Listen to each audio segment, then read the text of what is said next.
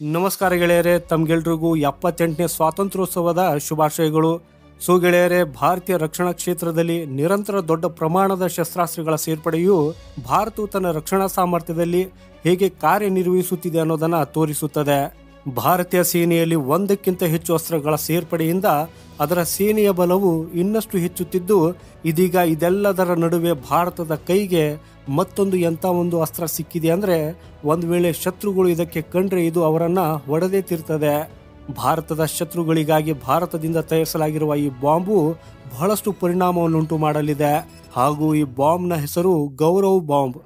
ಈಗ ಇದು ಪೂರ್ಣ ರೀತಿಯಲ್ಲಿ ತಯಾರಾಗಿ ಪರೀಕ್ಷಣೆಯ ಮೂಲಕ ಸಾಗುತ್ತಿದ್ದು, ಇದರ ಯಶಸ್ವಿ ಪರೀಕ್ಷೆಯನ್ನು ಕೂಡ ಮಾಡಲಾಗಿದೆ. ಹಾಗೂ ಇದರೊಂದಿಗೆ ಬಂದಿರುವ ಇದರ ವಿಶೇಷತೆ ಅಂದರೆ, ಇದು ಯುದ್ಧ ವಿಮಾನಗಳ ವೇಗವನ್ನು ಮೀರಿಸುವ ಶಕ್ತಿಯನ್ನು ಕೂಡ ಹೊಂದಿದೆ. ಭಾರತೀಯ ರಕ್ಷಣಾ ಸಂಶೋಧನೆ ಮತ್ತು ಅಭಿವೃದ್ಧಿ ಸಂಸ್ಥೆ ಅಂದರೆ DRDO ಎಂಥ ಒಂದು ಬಾಂಬನ್ನು ಮಾಡಿದೆ ಅಂದರೆ, ಇದರಿಂದ ಫೈಟರ್ ಜೆಟ್ಗಳಿಗೂ ಅಲ್ಲಿ ಹೋಗುವುದಕ್ಕೆ ಸಾಧ್ಯವಾಗುವುದಿಲ್ಲ. ಯಾಕಂದರೆ ಈ ಬಾಂಬ್ ಅಲ್ಲಿಗೆ ಹೋಗಿ ವಿನಾಶವನ್ನುಂಟು ಮಾಡುತ್ತದೆ. DRDOವು ಲಾಂಗ್ ರೇಂಜ್ ಗ್ಲೈಡ್ ಬಾಂಬ್ ಗೌರವವನ್ನು ಯಶಸ್ವಿಯಾಗಿ ಪರೀಕ್ಷಿಸಿದೆ. ಭಾರತೀಯ ವಾಯುಪಡೆಯ ಸುಖೋಯ್ 30 MKIನಿಂದ ಒರಿಸ್ಸಾದ ಕರಾವಳಿಯ ಹತ್ತಿರ ಲಾಂಗ್ ವಿಲ್ಲರ್ಸ್ ಐಲ್ಯಾಂಡ್ನಲ್ಲಿ ನಿಲ್ಲಿಸಲಾದ ಟಾರ್ಗೆಟ್ ಮೇಲೆ ಈ ಬಾಂಬನ್ನು ಬೀಳಿಸಲಾಗಿತ್ತು. ಬಾಂಬ್ ಅತ್ಯಂತ ನಿಖರವಾಗಿ ಗುರಿ ಮುಟ್ಟಿದ್ದು, ಹಾಗೂ ಗುರಿ ಮುಟ್ಟಿದರ ಜೊತೆಗೆ ಬಾಂಬ್ ಟೆಸ್ಟ್ ಅಲ್ಲಿ ಪಾಸ್ ಆದ ನಂತರ ಭಾರತೀಯ ಸೇನೆಗೆ ಆಗ ಮತ್ತೊಂದು ಬಲ ಬಂದಂಗಾಗಿದೆ. DRDO ಈ ಬಾಂಬ್ ಅನ್ನು ಡಿಸೈನ್ ಮಾಡಿದೆ. ಹಾಗೇನೆ ಏನು ಊಹಿಸಲಾಗುತ್ತಿದೆ ಅಂದ್ರೆ, DRDOದ ಇತರೆ ಶಸ್ತ್ರಾಸ್ತ್ರಗಳಂತೆ ಇದನ್ನು ಕೂಡ ಅತ್ಯಂತ ಯಶಸ್ವಿ ಬಾಂಬ್ ಆಗಿ ಹೊರಹೊಮ್ಮಿದೆ ಅಂತ. ಸೊ ನಿಮಗೆ ಈ ಬಾಂಬ್ನ ವಿಶೇಷತೆ ಏನು ಅನ್ನೋದರ ಬಗ್ಗೆ ಹೇಳುವುದಾದ್ರೆ, ಇದು ತನ್ನಂತಾನೆ ನ್ಯಾವಿಗೇಟ್ ಹಾಗೂ ಗ್ಲೈಡಿಂಗ್ ಮಾಡುವ ಮೂಲಕ ಶತ್ರುಗಳ ಟಾರ್ಗೆಟ್ ಅನ್ನ ನಾಶಪಡಿಸುತ್ತದೆ. ವಿಜ್ಞಾನಿಗಳು 2 ರೀತಿಯ ಬಾಂಬುಗಳನ್ನು ಡಿಸೈನ್ ಮಾಡಿದ್ದು, ಈ ಬಾಂಬ್ ತಯಾರಿಸುವ ಜವಾಬ್ದಾರಿಯನ್ನ ಅದಾನಿ ಡಿಫೆನ್ಸ್ ಏರೋಸ್ಪೇಸ್ಗೆ ನೀಡಲಾಗಿದೆ. ಈ ಕಂಪನಿಯು ಈಗ 2 ಬಾಂಬುಗಳ ನಿರ್ಮಾಣವನ್ನ ಮಾಡಿದೆ.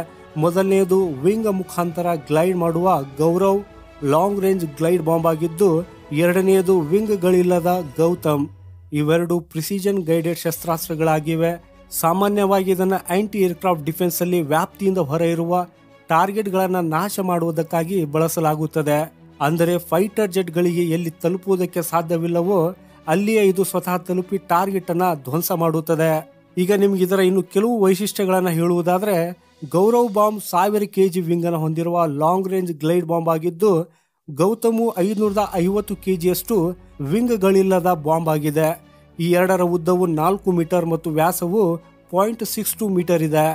ಗೌರವ್ ಹಾಗೂ ಗೌತಮ್ ಬಾಂಬುಗಳೆರಡರಲ್ಲಿ CLP ಅಂದರೆ ಫ್ರಾಗ್ಮೆಂಟೇಶನ್ ಅಂಡ್ ಕ್ಲಸ್ಟರ್ ಮ್ಯೂನಿಷನ್ ಅನ್ನ ಅಳವಡಿಸಲಾಗಿದೆ.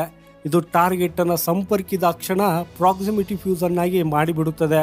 ಅಂದ್ರೆ ಸ್ಫೋಟಗೊಳ್ಳುತ್ತದೆ ಹಾಗೂ ಅದರೊಂದಿಗೆ ಶತ್ರುನು ಕೂಡ ನಾಶವಾಗ್ತಾನೆ. ವಿಧ್ವಂಸಕ ಮತ್ತು ವಿನಾಶವನ್ನ ತರಬಲ್ಲ ಈ ಬಾಂಬ್ ಭಾರತೀಯ ಸೇನೆಗೆ ಸಿಕ್ಕರೆ ಶತ್ರುಗಳ ಸ್ಥಿತಿ ಏನಾಗಬಹುದು ಅನ್ನೋದನ್ನ ನೀವೇ ಊಹಿಸಿ. ಸೊ ಗೆಳೆಯರೇ, ಈ ಮಾಹಿತಿಯ ಬಗ್ಗೆ ನಿಮ್ಮ ಅಭಿಪ್ರಾಯ ಏನು ಅನ್ನೋದನ್ನ ಕಮೆಂಟ್ ಮಾಡೋದರ ಮೂಲಕ ಖಂಡಿತ ನಮಗೆ ತಿಳಿಸಿ. ಈ ರೀತಿಯ ಭಾರತಕ್ಕೆ ಸಂಬಂಧಪಟ್ಟಂತ ವಿಡಿಯೋಗಳಿಗಾಗಿ ಈ ವಿಡಿಯೋಗೆ ಒಂದು ಲೈಕ್ ಮಾಡುತ್ತಾ ಚಾನೆಲ್ ಸಬ್ಸ್ಕ್ರೈಬ್ ಮಾಡೋದನ್ನ ಮರೆಯದಿರಿ. ವಂದೇ ಮಾತರಂ. ಭಾರತ್ ಮಾತಾ ಕಿ ಜೈ.